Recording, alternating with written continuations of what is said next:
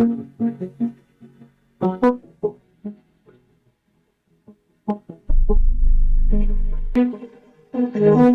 பார்த்துட்டு இருக்கோம் அப்படின்னா, நம்ம வந்து 3ஆம் தேதியோட போஸ்ட் மார்க்கெட் பார்த்துட்டு இருக்கோம். நம்ம சொன்னது நடந்திருக்கா, எப்படி நடந்திருக்கு, என்ன நடந்திருக்கு அப்படிங்கிறத பார்க்கலாம். ஓகே, இன்னைக்கு என்ன நடந்திருக்கு அப்படின்னா, மார்க்கெட் வந்து ஒரு சின்ன கேப் அப்பு, அதாவது சின்ன கேப் அப்னா ப்ரீவியஸ் டேவோட சின்ன ஒரு கேப் அப்பு. அதுக்கப்புறம் மார்க்கெட் கீழே வந்திருக்காங்க. எங்கேருந்து கீழே வந்திருக்கு அப்படின்றத பார்த்தீங்கன்னு வச்சுக்கோங்க, வெள்ளிக்கிழமையோட செகண்ட் லெவல் சப்போர்ட் லைன்லேருந்து எக்ஸாக்டாக ரிஜெக்ட் ஆகிருக்கு கேண்டில். ஸோ இதை தான் நம்ம அடிப்படையாக பார்க்க சொல்கிறோம், என்ன மாதிரி நிகழ்வு நடக்க இருக்குதுன்ட்டு. ஸோ எக்ஸாக்டாக ரிஜெக்ட் ஆகிருக்கு. அது இல்லாமல் பேங்க் நிஃப்டி லிக்விட் ஏரியாவிலேருந்து மார்க்கெட் ரிஜெக்ட் ஆகிருக்கு. ஸோ இது ரெண்டு காரணத்தையும் எடுத்துக்கலாம். ஒன்று, லிக்விட் ஏரியாவில் மேலே புஷ் பண்ண முடியல, அங்கேருந்து ரிஜெக்ட் ஆகிருக்கு. அதுக்கப்புறம் மார்க்கெட்டு நிஃப்டியை பார்த்தீங்கன்னா, நிஃப்டி வந்து எக்ஸாக்டாக நம்மளோட இந்த இடம் பார்த்தீங்கன்னா ப்ரீவியஸ் ஓட சப்போர்ட், செகண்ட் சப்போர்ட். எக்ஸாக்டாக எப்பயுமே ஒரு சப்போர்ட்டை மார்க்கெட் கட் பண்ணிருச்சுன்னா அடுத்து அந்த இடம் வந்து ரெசிஸ்டன்ஸாக ரியாக்ட் ஆகும். அதான் logic. So exact reverse. So இது பாருங்கள், இதில் ஒரு விஷயம் பிரேக் அவுட் ஆகிருக்கு. அகைன் மார்க்கெட் ஒரு காண்டில் மேலே போயிருக்கு. ஸோ இந்த பிரேக் அவுட்டில் ஒரு ப்ராஃபிட் பண்ணியிருக்கலாம், அகைன் ரீடெஸ்டிங்கில் ஒரு ப்ராஃபிட் பண்ணியிருக்கலாம், ஸோ இங்கே ஒரு ப்ராஃபிட் பண்ணியிருக்கலாம்.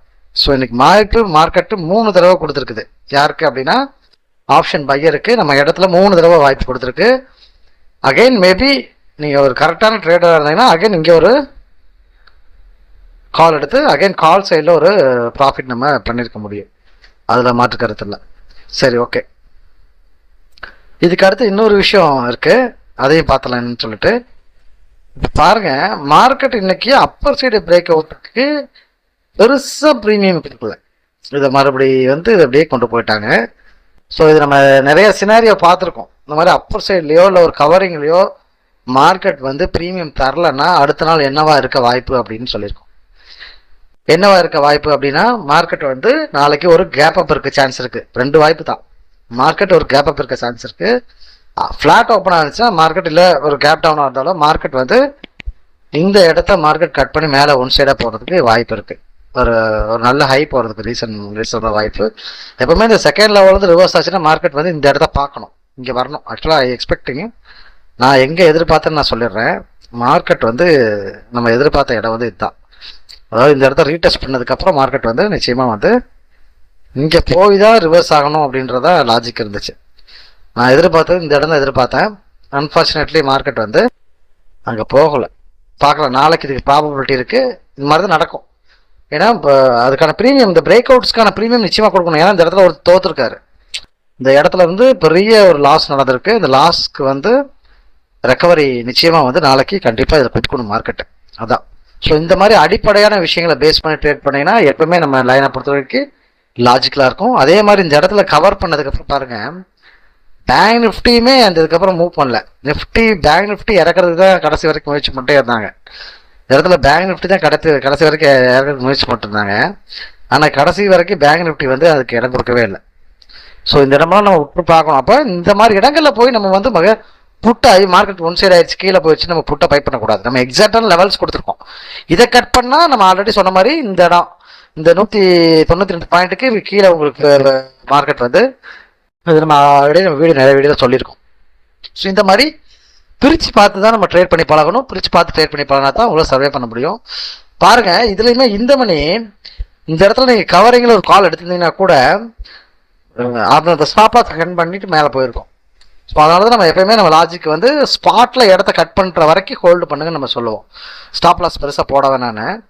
ஜஸ்ட் பாருங்கள், நம்ம ஒரு இது சாம்பிள் ரன் பண்ணி காட்டுறோம் எப்படி இருக்குன்ட்டு. ஸோ இப்போ நம்ம இடம் வர வரைக்கும் நம்ம வெயிட் பண்ணுறோம். ஓகே, இடம் வந்துருச்சு. Just I can buy. Okay, இப்போ பாருங்கள், இதில் இடம் வந்துருச்சு, பை பண்ணிட்டோம். மார்க்கெட் வந்து அகைன் வந்து இந்த லோவை கட் பண்ணல. மார்க்கெட் வந்து இந்த லோவை இதில் கட் பண்ணல, ஸ்பாட்டில் கட் பண்ணல. ஓகே, அதாவது இந்த இடத்த கட் பண்ணல. ஆனால் மார்க்கெட் அகைன் மைனஸ் போகும். So 192 × 0.60 plus 199. ஓகேவா? அப்படின்னா 254 பாயிண்ட் நமக்கு target. So target 254. Okay, so இது நான் வந்து அந்த இடத்துக்கு ரீச் பண்ணுற வரைக்கும் பிரேக் அவுட் ஆயிடுச்சு. அது ரெண்டாவது. ஃபர்ஸ்ட் டார்கெட் நான் போட்டேன். ஓகேவா, பாருங்க. ஸோ இப்போ 8000 லாஸ் ஓடிட்டு இருக்கு. நம்ம மனநிலை என்ன இருக்கும் யோசிச்சு பாருங்க. கண்டிப்பாக லாஸை புக் பண்ணியிருப்போம். ஸோ இது நான் தெளிவாக என்ன சொல்ல வரேன் அப்படிங்கிற ஒரு விஷயத்த நல்லா கிளியராக புரிஞ்சுக்கோங்க. ஒன்ஸு உங்கள் ஸ்பாட்டை மார்க்கெட் கட் பண்ணுற வரைக்கும் ஹோல்டு பண்ணுங்கன்னு நான் சொல்கிறோம். நம்ம அடிப்படை ஸ்ட்ராட்டஜியோட அடிப்படை நோக்கம்னா ஸ்பாட்டை வந்து நீங்கள் கட் பண்ணணும். கட் பண்ணால் தான் நீங்கள் எக்ஸிட் போகணும். அது வரைக்கும் நீங்கள் ஹோல்டு தான் பண்ணியிருக்கோம். புரியுதுங்களா? இப்போ நான் 41,000 டார்கெட் போட்டிருக்கேன். போகுமா அப்படின்னா கண்டிப்பாக போகும். ஏன்னா அது லைனுக்கு போகும்போது நிச்சயமாக டார்கெட் அடிச்சிடும். அவ்வளோதான்.